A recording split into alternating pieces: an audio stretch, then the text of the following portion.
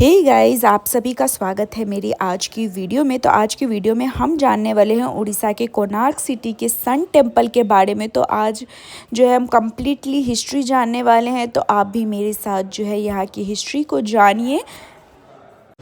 तो अभी तक हमने जितना कुछ भी देखा वो तो व्हाट इज दैट जितना कुछ देखा वो तो ट्रेलर था, मूवी अभी बाकी है मेरे दोस्त। तो चलिए सभी लोग जो है देख रहे हैं, हम भी देख रहे हैं। दुनिया कभी विश्व गुरु के रूप में जानती थी। इसी भारतवर्ष का एक महत्वपूर्ण राज्य है ओडिशा। प्राचीन काल में ये कलिंग के नाम से विख्यात था। सूर्य की पहली किरण इसी प्रदेश के एक कोण पर पड़ती है। इसी स्थान पर कभी संसार का सबसे भव्य और विशाल सूर्य मंदिर बनवाया गया था। पुस्तक मागला पांजी और बाला चक्रा में उल्लेख है कि 13वीं सदी में गंग वंश के राजा लांगुला नरसिंहदेव ने इस सूर्य मंदिर का निर्माण करवाया था। नरसिंहदेव युद्ध में बड़े प्रवीण और शक्तिशाली थे और मात्र 18 साल की उम्र में वे अपने पिता राजा अनंग भीमदेव की विशाल सेना के प्रधान सेनापति नियुक्त कर दिए गए थे।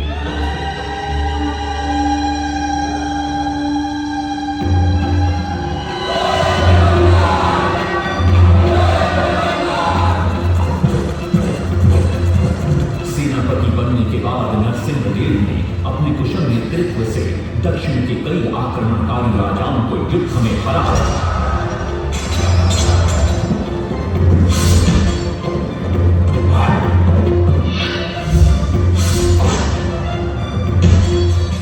और उनके राजकोष पर कब्जा कर लिया।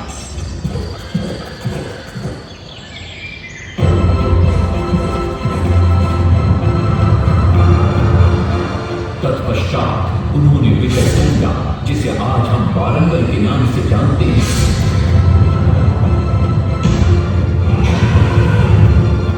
कि काकतीय वंश के राजा गणपति को परास्त किया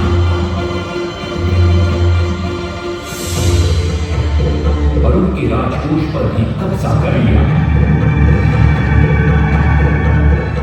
3 वर्षों तक निरंतर युद्ध के पश्चात जब वे बहुत सारी धन संपदा लेकर कलिंग लौटे तो राजमहल में उनका भव्य स्वागत हुआ।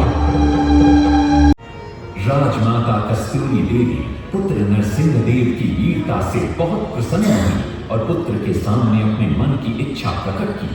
कहा, तुम्हारे पिता ने शंख क्षेत्र पुरी में भगवान जगन्नाथ का भव्य मंदिर बनवाया है। मैं चाहती हूं कि तुम पद्म क्षेत्र कोणार्क में उससे भी भव्य और विशाल सूर्य मंदिर बनवाओ। किंतु नरसिंहदेव माता से प्रतिप्रश्न करते हैं, सूर्य मंदिर ही क्यों, और वो भी कोणार्क में? तब राजमाता कस्तूरी देवी बतलाती है, द्वापर युग में भगवान श्री कृष्ण के पुत्र सांब बड़े ही सुंदर और सुकुमार थे। वो नारद मुनि को चिढ़ाया करते थे। एक दिन नारद मुनि ने सांब को सबक सिखाने की योजना बनाई और उन्होंने सांब की सुंदरता की प्रशंसा कर उन्हें गोपियों के साथ जल क्रीड़ा करने को उकसाया। वहीं दूसरी तरफ भगवान श्री कृष्ण को जाकर कह दिया कि सांब अपनी मां समान गोपियों के साथ जल क्रीड़ा कर रहा है। श्री कृष्ण इस बात से बहुत क्रोधित हो जाते हैं और वे सांब को श्राप दे देते हैं, जिस सुंदरता का तुम्हें अभिमान है वो तत्क्षण नष्ट हो जा। सांब को कोढ़ हो जाता। जब सांब राजमहल लौटते हैं और मां जामदेवी को ये पता चलता है कि पिता श्री कृष्ण के श्राप की वजह से सांब की ये अवस्था हुई, तो सारी रानियां क्रोधित हो जाती। नारद जी को बुलाया जाता है। वे रोग मुक्ति का उपाय बतलाते हैं। वे कहते हैं, सूर्य की पहली किरण ऊढ़ देश के एक कोण पर पड़ती है जिसका नाम कोणार्क है। शाम को वहीं जाकर सूर्य की आराधना करनी होगी। बहुत ही लंबी और कठिन यात्रा के पश्चात सांब अपने सैनिकों और सेवकों के साथ कोणार्क की चंद्रभागा नदी के तट पर पहुंचते हैं और नित्य प्रातः स्नान के बाद सूर्य की आराधना आरंभ करते हैं। अन्न जल त्याग कर 12 साल की कठिन तपस्या के बाद सूर्य देव प्रसन्न होकर प्रकट होते और सांब को रोग मुक्त होने का वरदान देते। पुत्र, आज रात्रि के चतुर्थ प्रहर में स्नान करते समय नदी के तल में तुम्हें एक वस्तु मिलेगी। वो मेरा ही प्रतिरूप होगी। उसका स्पर्श पाते ही तुम इस कोढ़ रोग से मुक्त हो जाओगे। स्नान के पश्चात सांब जब नदी से बाहर आते हैं तो वो रोग मुक्त हो चुके होते हैं। उनके हाथ में एक छोटा सा पत्थर है। उनके सुंदर और सुकुमार शरीर को देखकर सारे अनुचर और सिपाही प्रसन्न होते हैं। सांब उस पत्थर को वहीं स्थापित कर एक छोटा सा मंदिर बनवाते हैं। लेकिन जब उन्हें ज्ञात होता है कि सूर्य पूजा का विधि विधान यहाँ किसी को पता नहीं है तो वे चिंतित हो जाते हैं। वे ध्यान में बैठते हैं। सूर्य देव पुनः प्रकट होते हैं और सांब के पूछने पर बतलाते हैं कि दूर पश्चिम में साक्य देश के मागा ब्राह्मण पूजा की विधि विधान जानते हैं। साक्य देश की ओर निकल पड़ते हैं जो आज का ईरान है। महीनों की लंबी यात्रा के बाद सांप 18 मागा ब्राह्मण परिवारों को साथ लेकर कोणार्क लौटते हैं और सूर्य मंदिर में पूजा शुरू हो जाती है।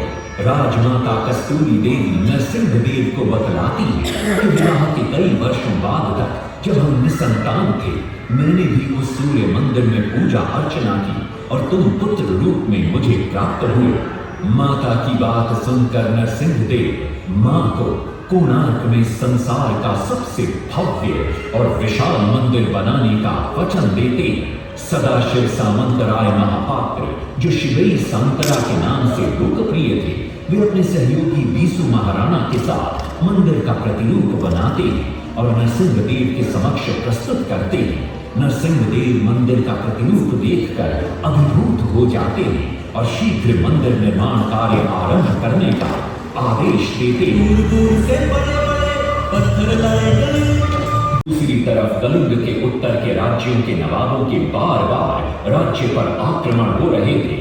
इन आक्रमणों से क्रोधित होकर नरसिंह देव अपनी विशाल सेना को लेकर युद्ध के लिए निकल पड़े।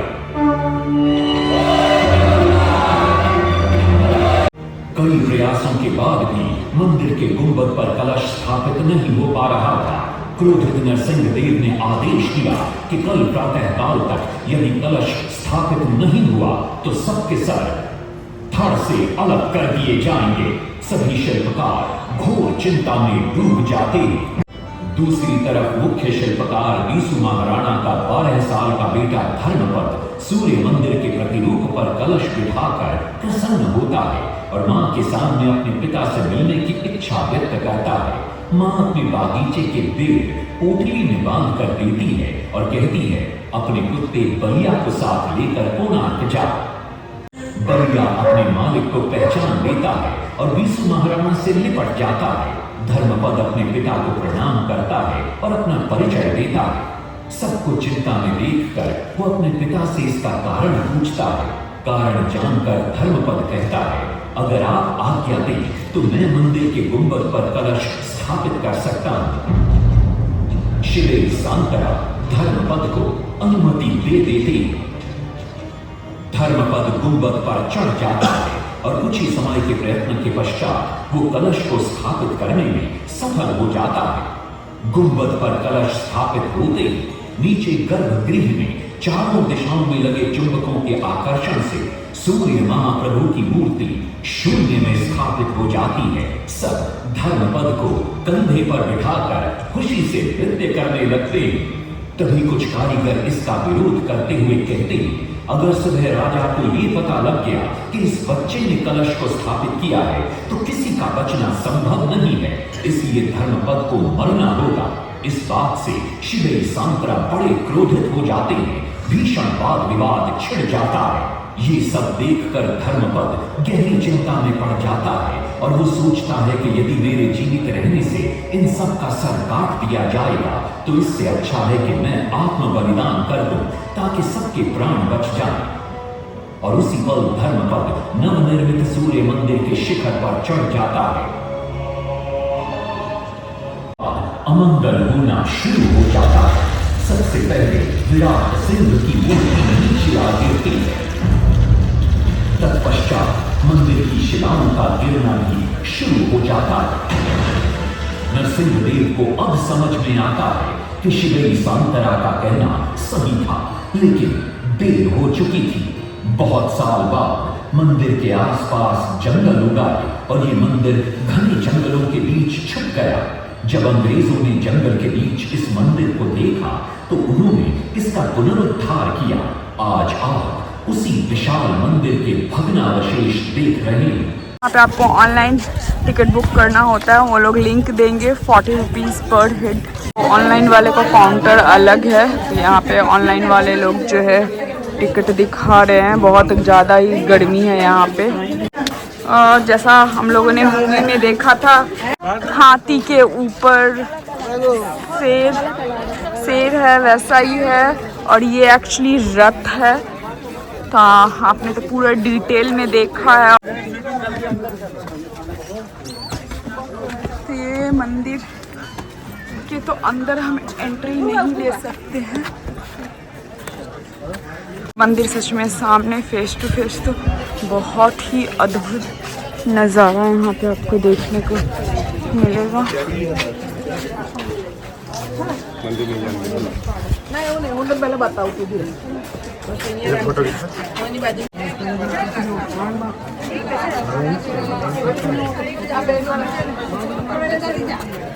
तो हम लोगों ने जो है पूरा सन टेम्पल देख लिया है। अभी हम जा रहे हैं होटल की तरफ। जो भी पुरी आते हैं वो सन टेम्पल देखते हैं और हमने भी देखा, बहुत ज़्यादा खूबसूरत लगा। होप कि हम जल्दी ही आएंगे फिर से पुरी।